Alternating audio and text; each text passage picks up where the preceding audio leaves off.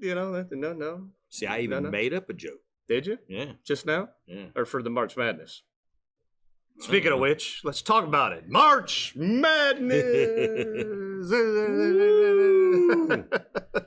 So you might be wondering, John, what the hell are we talking about? March I have no idea. Because we're not talking about basketball. We're not? No, not at all. Then what the heck are we talking about? March, things get a little crazy, John. From March. It's pouring down rain outside. Okay, I was like, why do I hear running water? I'm like, man, if the shrimp are on the floor right now, we're going to be in a bind. maybe we should sell that person some shrimp. There we go. So, John, March is just crazy because it doesn't know if it wants to be spring or winter. Nope, it's confused. We're still stuck in negative tides. And confused. We get a lot of northeast wind still. So not only is it negative, confusing. It's where the hell is the water negative? Yep. I mean, like as you experienced on Sunday. And it wasn't even the same way on Saturday. It was a quarter moon. Yep. It wasn't even a full moon. Yep. Had it been a full moon in that, I do believe that there would have been zero water, and I could have probably found 3 more fishing rods in that area. Well, the rod that you found, that was neat. I mean, it looked like it was ready to spool up and go. So, believe it or not, when I started getting bait, I said to myself, I'm going to find a fishing rod today. Yeah. And first thing I found was a plastic pole. The plastic pole was 6 or 7 foot long, and it was white, and it had crustaceans growing on it about that big around. So it was this big to start with, but with crustaceans, it was that big around. So it had been there for years.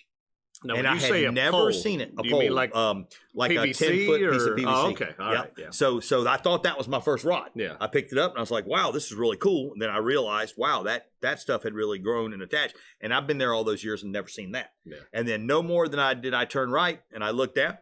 There's Pin 750 SS, been sitting there for years, and I found it. I was like, okay, I told you I was going to find a rod. I knew I was going to find a rod. Did you get the reel to work again? The reel spins. The reel, I guarantee you by the looks of that rod and reel. So you knocked off all the good-looking stuff on that? No, with it on there, it spun. Oh, wow. Which is crazy. It spun. When I put it in the boat, it spun itself around. I was like, wow, look at that. But no, all the stuff's still on there. That's an original Pin 750 SS from like the 1970s. Yeah. I truly believe been there a while. that reel has been there over 10 years. Yeah. Because of the rod that was on it and the style. And the kind of braid that was on it is not the kind of braid we have today. It was a thicker type rope type braid. Yeah. So to me, I think it was easily over 10, 20 years old. Wow. It's a really coming down, boys and girls. Lightning. Oh, man. So yeah, pretty cool stuff. So as we said, it doesn't know if it wants to be spring, winter. So you got to still have that jacket in the boat because it changes. I mean, this weekend, like the weather that we've got right now, plus we've got this cold front coming through. Mm-hmm. It's going to be back in the 40s again, for this weekend. So, that's part of the madness in itself.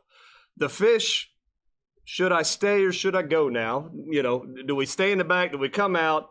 Every day is a new day because you go and, okay, we just caught some great fish here yesterday.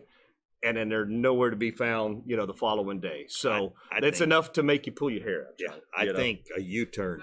They're doing it right now. Shut your face. I think a U-turn is taking place right now as we speak. Yeah. I think those fish that are out there on Long Point, are turning around and heading back in. Wait, there's no fish here, John. I mean, to the Boca. The fish in Boca are turning around and going further south. There's no fish here, John. That is correct. I'm sure of it.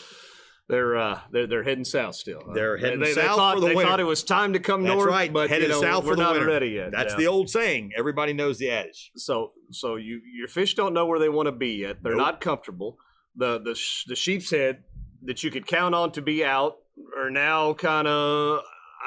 I've heard points of there's still a few out there, but there's a lot more on the inside. Yeah, now. Not inside, but on the outer bars. Let's just say the outer bars, the outer points, and they're still making their way in. Yeah, so they're doing their these fish are doing squirt spawn. So they're doing that.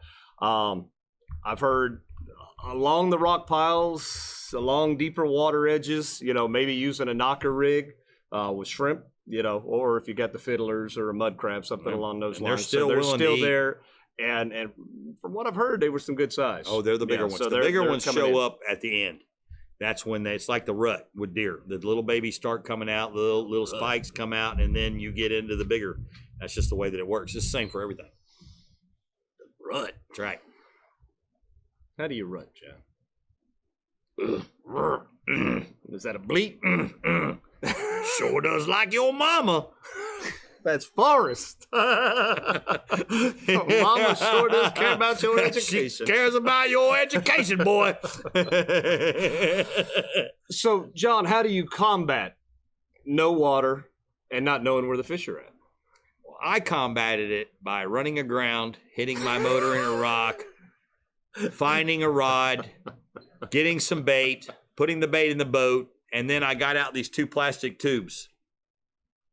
And I stuck them in the bar, and I put my wife's rod in this one, and then I walked down 10 feet, and I put my rod in this one, and So I had this rod and this rod, and I told Missy, there's some big fish here. Please watch your rod. So Missy decides that she's going to go take care of my rod for me because she's so nice. So nice.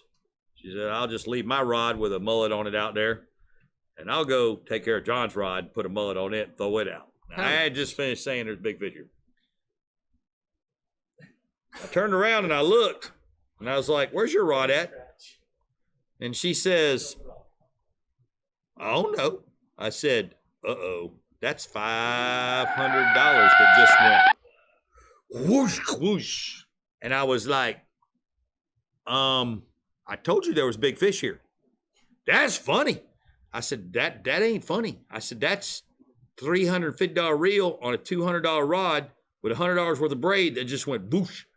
So I started walking the shoreline, and I'm looking, and I figure where the thing had gone in, it was angled. I was like, I'll bet you it's down there in that hole. And I started looking, about 10 foot down, I see her pink rod, and I'm like, you got to be kidding me. So without thinking, I dove right in, all the way down to the bottom, and I grab her rod, and I come up, and I'm soaking wet. And she goes, and I was like, what are you, She says, that's funny. I said, no, it ain't funny. I said, you, what?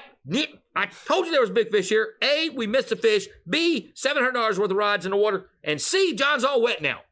Not happy. And no fish. And no, the fish, what? Oh, I thought I had him. I tried striking, but I should have reeled because it was a circle hook. I'd done a strike. That's while you were underwater. Yes. Oh, yeah, I was pulling.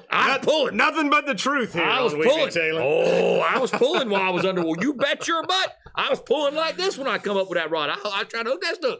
So, all part of the madness, huh? That was part of the madness. Yes, that was part of the madness. And I was ticked because and then I realized I had jumped in with my glasses.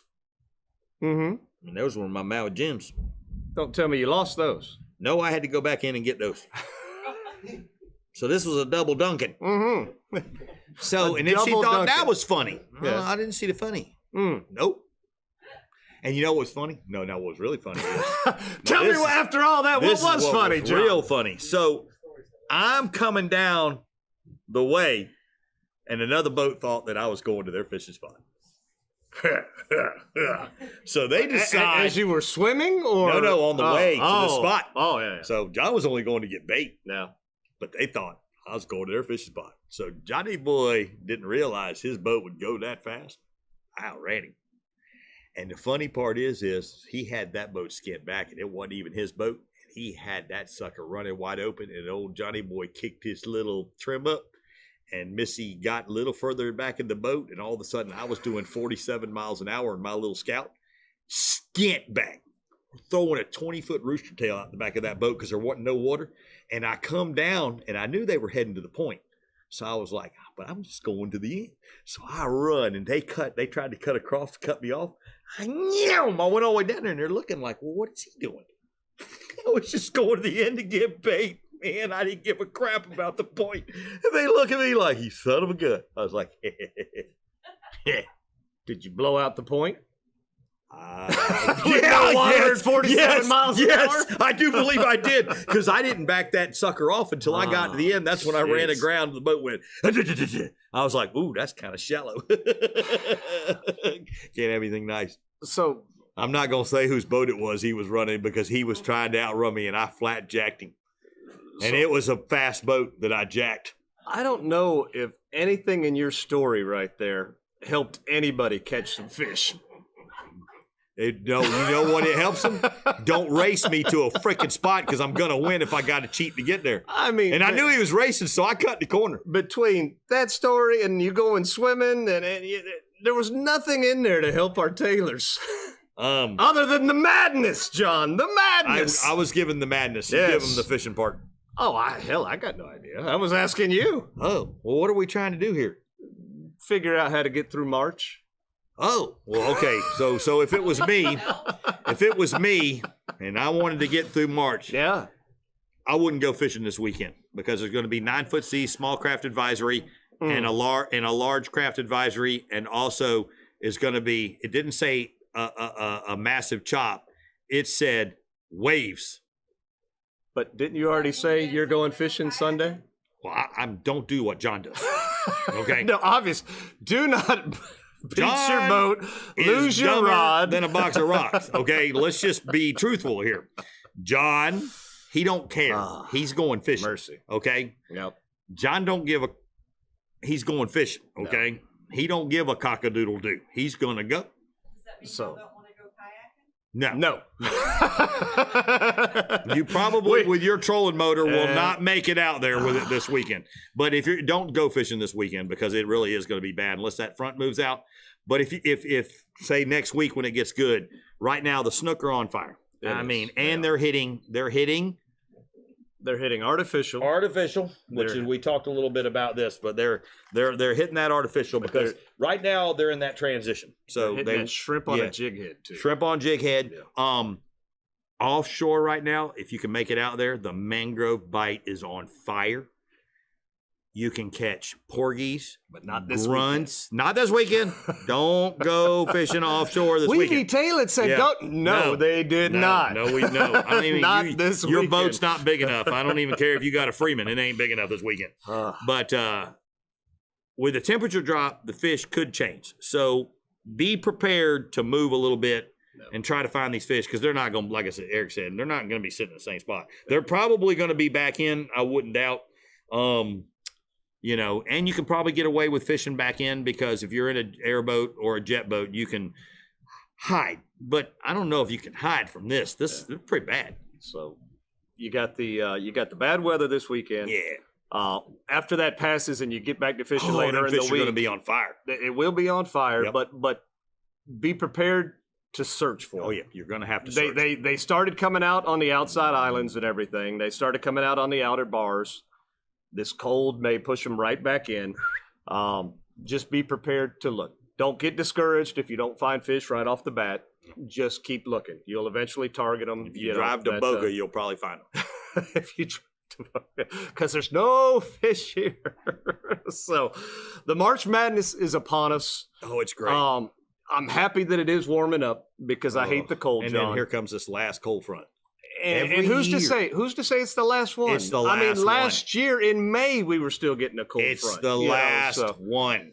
You say that. I said it and I meant it. Because I got fishing to do and I ain't got time for this crap outside. Yeah, no. Well, right now you need some of this. The foghorn action to drive outside. It is nasty right now. The storms are out and there. Thundering out there, and we got to walk out in it, and then we got to walk into Blackwater in it. Yeah. Well, maybe by the time we take everything down, it'll have passed. Oh, yes, it will pass. There we go. All right, John. So, just a little March Madness. Let's get through it. We'll get through it together. The redfish, the snook, every single fish is fixing to break loose in Boca. You almost got me wanting to say go fishing. Loose. Footloose. It's all footloose now. There we go. John, we got through another one. March Madness.